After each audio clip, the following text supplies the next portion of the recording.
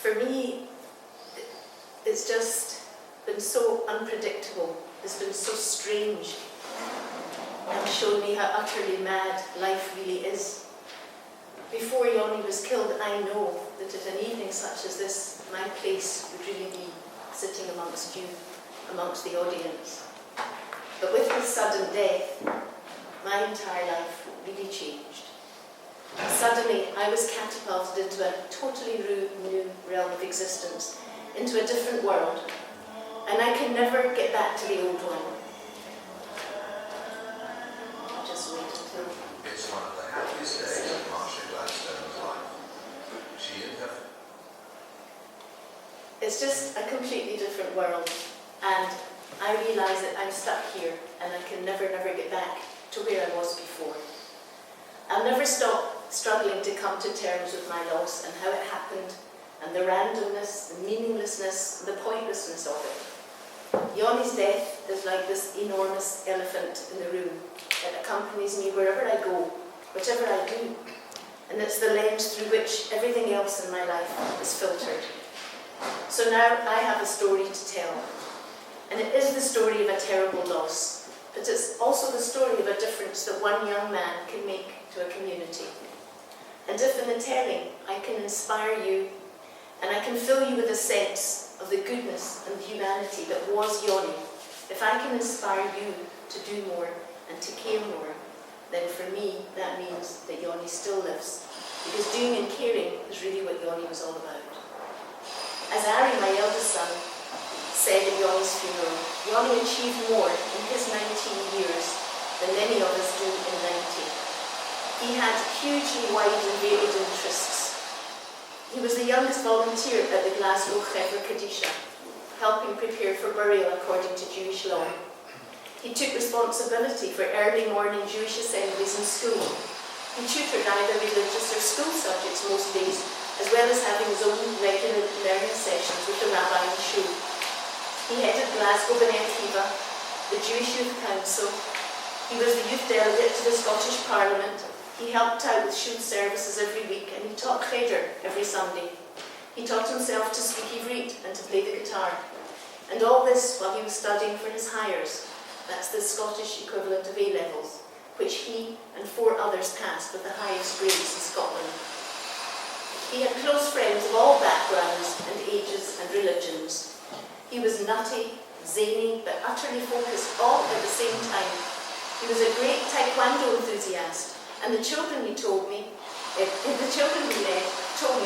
that when he was the local head of B'nai Akiva, he would do his kicks and stances in the middle of the room, just quietly, waiting patiently, and eventually he got everybody's attention. It was he, the youngest of my 4 older children, who was the first in shul every Shabbat morning, and it was he who would make sure that they all went to visit their elderly grandfather every Shabbat afternoon. And in his last summer in Glasgow, before leaving for Israel, while all his friends were interrailing around Europe, he spent every day sitting in an office in the Glasgow Jewish Resource Centre, compiling 2 years of lessons for Jewish assemblies in non-Jewish schools, so that the children would not have to go without after he was gone. That was his commitment to his community. If Yoni had lived, he would have gone on to influence so many more young people, purely by his example and his infectious enthusiasm. And it's my aim, as his living legacy, to use his example to influence people just like you, to further develop your own awareness of the responsibility you have to your community, just like he had. And if through the telling a little bit about him, I can inspire you to do more and care more, then, as I said, Yoni still lives. There was just so much that he was going to do.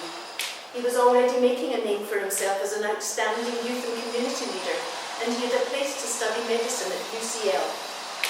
But Yoni's life came to an abrupt end at the age of 19, and he never got to fulfill all the hopes and dreams of his young heart. I want you to take a few moments and think what if your life were to suddenly come to an abrupt end today? What would people say about you? What would you be remembered for? What would you have achieved? These questions might seem to be so hypothetical, you really don't want to take them seriously. And yet I would challenge anyone who says this by saying that the one gift we would all love to have is to be able to live our life with 2020 vision, one eye looking to the past and the other to the future, always learning from our past experiences and mistakes how to live better now, in the present, and how to make the best choices for our future. So it's only by continually asking these questions that we have any chance of coming anywhere close to fulfilling our true potential as human beings, both in our community and in the world around us.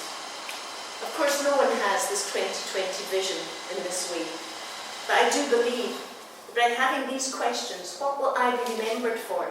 What have I achieved? What will people say about me?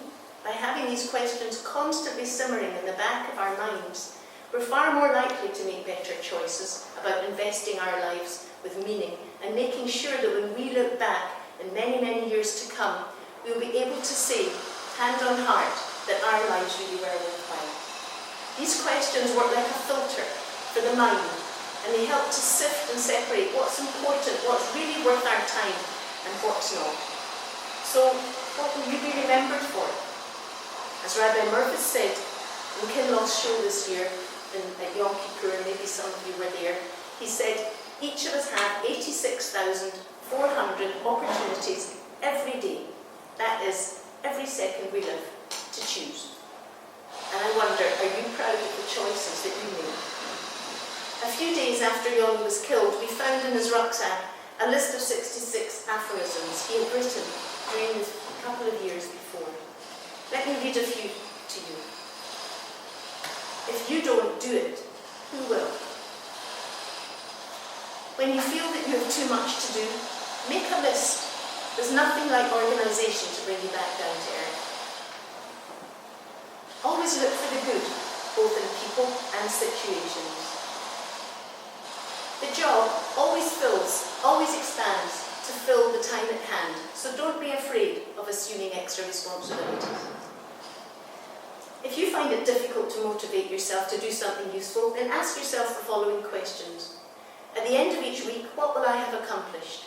Will I have watched TV, or will I have watched my actions? Will I have changed my hairstyle, or will I have changed someone's life? Will I have shared gossip, or will I have shared knowledge? Will I have spent money on my kids, or will I have spent time with them? Somehow, at the age of 19, Yoni had already developed an innate wisdom which helped him to make sound judgments about the way he spent his time. He had an amazing ability, even at a young age, to turn difficulties into positive experiences. I remember that the date of his bar mitzvah was changed quite a while after he'd begun to learn the Sedra. Without any complaints, he switched Sedras and quickly mastered the new one. Everything was just fine, until it was discovered with only 3 weeks to go that he had somehow been learning the wrong one again. And once more he had to start from scratch, only this time under rather a lot of pressure. But instead of being furious, Yoni discovered that by this stage in the game he was becoming really very competent at laning. And he decided there and then that he would make it his aim to lane, to sing, every Sedra in the Torah. This he did, and he laned regularly in Ifnachshul in Glasgow. How uncanny then that 6 years later, on the very morning of his death, Yoni should lane flawlessly V'zot HaBracha, the last parsha of the Torah, on his last day here on earth. He was going to go on and study medicine, and I know he would have made a terrific doctor, but this was not to be. Yoni was killed, his life snuffed out in the blink of an eye, and I suddenly found myself in the middle of a nightmare. I'll never know how we managed to make that journey from Glasgow, knowing and yet not knowing, not wanting to know what awaited us. We were met on the tarmac by Sheriff Cooper Coles, the then British ambassador to Israel, whose kindness and genuine caring I shall never forget.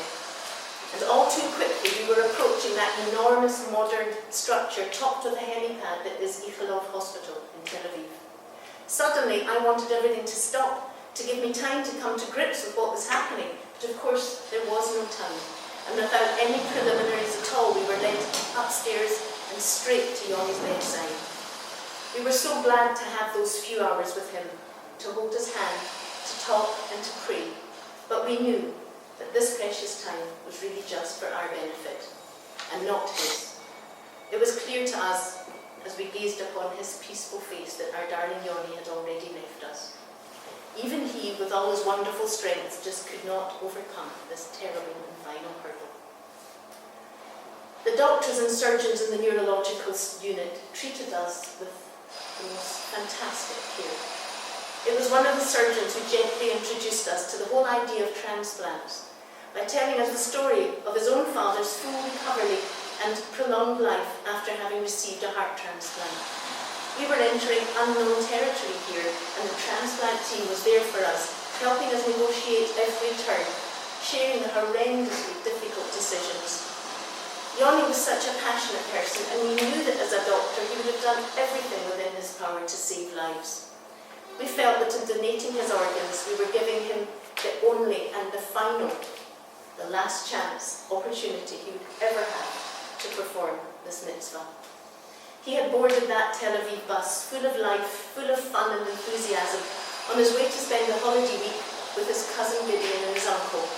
But he never got to finish that journey, and all his hopes and his dreams, together with his young life, were blown to pieces. And yet in his death, he gave the gift of life to 3 people whose hope of life was quickly fading, 2 Jewish men and 1 little Palestinian girl. Yoni's death for us was such a tragic disaster, but for all the recipients it was a miracle. But that a Palestinian should have been one of them was something we could never, ever have imagined. Our lives are made up of an infinity of moments, most of which just pass by, forgotten forever. Very few remain with us. But that moment when the reporter phoned me to ask how we felt about my son's kidney having been given to a Palestinian was one moment that is etched into my life forever. A fierce pain of shock just burned right through me, and my mind jammed with so many thoughts and feelings. How could this be possible? Why were we not told beforehand? My son was so recently murdered by a Palestinian, and yet his organ has now been used to save the life of a Palestinian. I struggled to digest all this. It seemed so crazy. I tried to think quickly and clearly.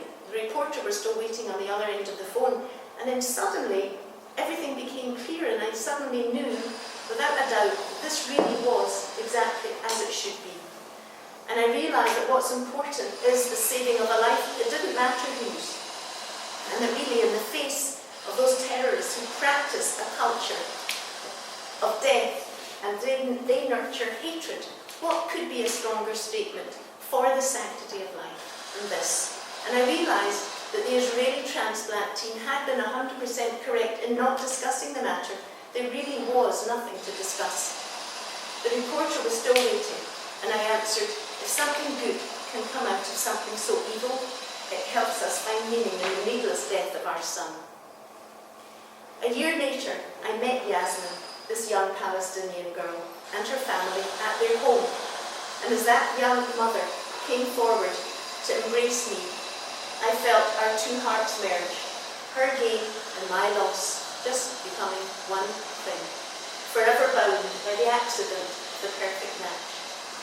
I was deeply touched to see a large photo of Yoni in the entrance hall, and Yasmin's very own photo of him on her bedroom wall.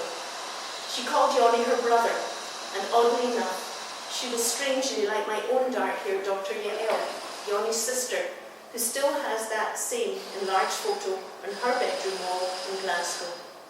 A perfect match, a link forever, a glimmer of hope for the future, 2 families brought together under the most extraordinary of circumstances from across the divide, only to discover that when it comes right down to it, there really is no divide. We're going to watch some of the documentary now, and please feel free to ask me any questions at all.